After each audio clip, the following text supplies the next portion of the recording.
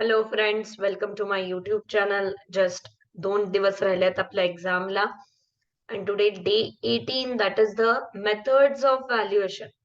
खूप easy methods आहेत. हमखास या सेक्शनवर 102% मार्क्स म्हणजे तुम्ही घेऊ शकता. प्रश्न चुकण्याचे चान्सेस खूप कमी आहेत. गो थ्रू करा. प्रश्न चांगल्याने वाचाल तर you will easily able to answer the question. So, starting for the valuation method, there are the basically 3 approaches. That is market approach, cost approach आणि income approach. ठीक आहे. आता खूपदा काय होतं की मार्केट अप्रोच आणि कंपॅरेटिव्ह अप्रोच दोन्ही ऑप्शन्स मध्ये असतं. तो मॅम काय टिक करायचं? सो ऑब्विसली म्हणजे जर क्वेश्चन असा असेल की may be the answer may be the cost approach आणि मार्केट अप्रोच आणि कंपॅरेटिव्ह अप्रोच हे दोन्ही ऑप्शन्स दिलेत, तर फॉर शुअर हे तर नक्की होऊन जातं की मार्केट आणि कंपॅरेटिव्ह दोन्ही म्हणजे अप्रोच सेम आहे, त्याच्यातलीच ती सब मेथड आहे, तर तो ऑप्शन कट होऊन जातो आणि 50-50 चान्सेस आपल्याकडे राहतात. सो कधी पण व्हॅल्युएशन मेथड्सचे प्रश्न वाचायचे आणि according to the option you can tick. It is not necessary that always the answer should be comparatives किंवा market. It may be depending upon the options you can take the answer. So market approach, cost approach आणि income approach. तर आपण सगळ्यात अगोदर बघूया market approach. Market approach मध्ये काय आहे की you are doing a comparison. You are doing म्हणजे तुमच्याकडे एखादं प्रॉपर्टी आहे आणि दॅट एखाद्या प्रॉपर्टी तुम्हाला आवडली आहे आणि you have to buy that property. So in that case if there is कंपॅरिझनला सिमिलर काइंड ऑफ प्रॉपर्टी आहे इन दॅट विसिनिटी आणि त्यांचा सेल डेटा सुद्धा अवेलेबल आहे की म्हणजे नियरली मागच्या 1-2 वर्षात त्यांच्यात झालेल्या जेवढ्या केवढ्या ट्रान्झॅक्शन्स आहेत ते माहिती आहे. Then you can compare that property with your म्हणजे जे तुम्हाला बाय करायचे त्या प्रॉपर्टीशी तुम्ही कम्पेअर करू शकता. ऑब्विसली कोणतीही 2 प्रॉपर्टी सारखी असणार नाही, हे मी कालच्या लेक्चरमध्ये पण सुद्धा सांगितले. पण ती सारखी नसेल, पण त्याच्यात काय असणार आहे की इट मे बी म्हणजे according to your priorities. For example माझी प्रायोरिटीज असेल की आय शुड हॅव अ म्हणजे त्या एरियामध्ये खूप सारे लहान मुलं असले पाहिजे so that my child will play with that girl irrespective of the material used in the construction. It is maybe a old-fashioned little bit building, but my priorities become different. So in that case, you have to compare that building with your own building, and then you can judge the market value किंवा comparative value of that property. So याच्यात तुम्ही काय केलंय की तुमच्याकडे sale data available होता, त्यामुळे तुम्ही त्याला कम्पेअर करू शकले. याच्यात आपण प्रिन्सिपल ऑफ सबस्टिट्यूशन यूज करतो की if that property is substituted by our property, then at what rate you are going to buy that property. This is the simple funda, right? So या म्हणजे जर खूप सेल डेटा अवेलेबल असेल compare करण्यासारखा in the vicinity, then you can use the comparative sale approach method. ठीक आहे. What factors you have to consider? Obviously location. कोणत्याही 2 प्रॉपर्टीची location same नसू शकते. म्हणजे जर तुम्ही म्हणाल की मी मॅडम एकाच बिल्डिंग मध्ये घेतोय, still 2 flats cannot be at the same position. May be त्यांचं साऊथ ओपनिंग असेल, तुमचं वेस्ट ओपनिंग असेल किंवा त्यांची खिडकी त्या डिरेक्शनला असेल obviously. So the location, situation, level of amenities, user of the property, age of the property, these are the factors affecting to the comparative methods. Next method comes up to the cost approach. बघा, अशा खूप साऱ्या properties आहेत which is non marketable in nature.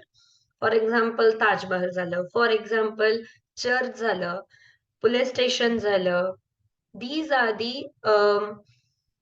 नेहमी विकत आहेत किंवा विकतच नाहीये. This is the non marketable in nature. In that case you can go with the cost approach.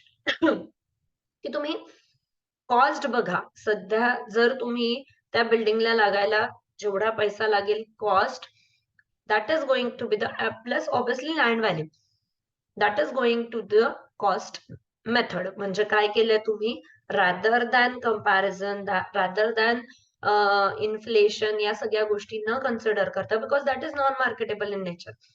If you are valuing a property, if you need, आपण कॅरेक्टरिस्टिक्सच्या व्हिडिओमध्ये सुद्धा बघितले की जर ट्रान्सफरेबिलिटी असेल, जर मार्केटेबिलिटी असेल, तरच त्या गोष्टीला भाव म्हणजे व्हॅल्यू मिळते. आणि that is for sure. If the church, temple, and police station is not that, obviously it is not an marketable in nature. So in that case, you go for the cost approach. The other name for the cost approach is land and building method. The value of the land and the cost of the building you have to find out and then add on. That is only the method we can use for a some typical characteristics of that. म्हणजे obviously त्याला काहीतरी typical characteristics आहे आणि you cannot change that land use असंच. So that is what the cost approach is. त्यालाच दुसरं नाव contractors method पण आहे. The next method is the Belting method. Actually Belting मेथडचा अर्थ काय होतो की फ्रंटेज कमी आहे आणि डेप्थ जास्त आहे. काय होतं, फ्रंटेज कमी आहे, व्हॉट डज इट मीन्स, की कधी पण तुम्ही जर बघाल की एक मोठा प्लॉट जर तुम्ही घेताय, तर obviously its relative rate is less. म्हणजे काय की पहिल्या जेवढा फ्रंटेज जास्त मिळतोय तेवढा फ्रंटेजला फुल व्हॅल्यू मिळेल, बट जसं तुम्ही आतमध्ये जाल कंपॅरेटिव्हली त्याची व्हॅल्यू कमी होत जाते. So for the first build which is B1, it should have a full value. जसं तुम्ही आतमध्ये जाल the value become less, 2/3 of the V. जसं तुम्ही अजून half of the V1. So अशा प्रकारे जसं जसं तुम्ही आतमध्ये जाल तुम्हाला त्याची व्हॅल्यू कमी होताना दिसेल. ह्या बेल्टवर सुद्धा प्रश्न येऊ शकतो, व्हॅल्यूवर प्रश्न येऊ शकतो, इथे न्यूमरिकल बनतात. Next is residual method, development approach. एखादी वॅकंट जागा आहे आणि त्या वॅकंट जागेचं you are doing the valuation. You have in the imagination that I have to construct a petrol pump, I have to construct a mall here. So that building तुम्ही best possible use तुम्ही consider करता आणि for that you paid that worth to that land. So that is known as the residual method, की maximum best possible use तुम्ही त्या बिल्डिंगचा लक्षात घेतलेला आहे आणि त्या अनुषंगाने तुम्ही त्या प्रॉपर्टीचं व्हॅल्युएशन केलेलं आहे. Next is discounted cash flow method, which is very very very important method आणि याच्यावर हमखास एक प्रश्न येऊ शकतो. What is discounted cash flow method, की जेवढी केवढी तुमची व्हॅल्यू फ्युचर मध्ये तुम्हाला मिळणार आहे, you are going to discount that it today. Means मला माहिती आहे, that is also known as the net present value. जसं आपण काल व्हॅल्युएशन टेबल मध्ये बघितलं होतं की फ्युचरचा 1 रुपया त्याची आजची व्हॅल्यू किती, that is reversion value, that is net present value of the that future value. So that is the discounted cash flow, की फ्युचर मध्ये येणाऱ्या इन्कमचं आजची किंमत किती, and by comparing that amount you can invest into the property. So that is known as the discounted cash flow method.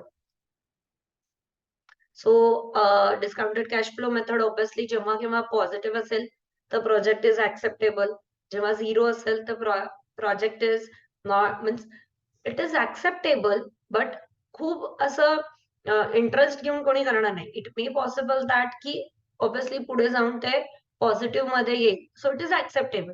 But आजच मला ते निगेटिव्ह दिसतंय तर obviously I am not going to invest in it. So this is what about the discounted cash flow and the different types of methods. I hope methods खूप easy होत्या म्हणून थोडंसं fast पण आणि जस्ट ब्रशअप केलं आहे मी. गो in to the details. उद्या last day आहे, त्याच्यात मी तुम्हाला ASR सांगणार आहे. Thank you, thanks a lot.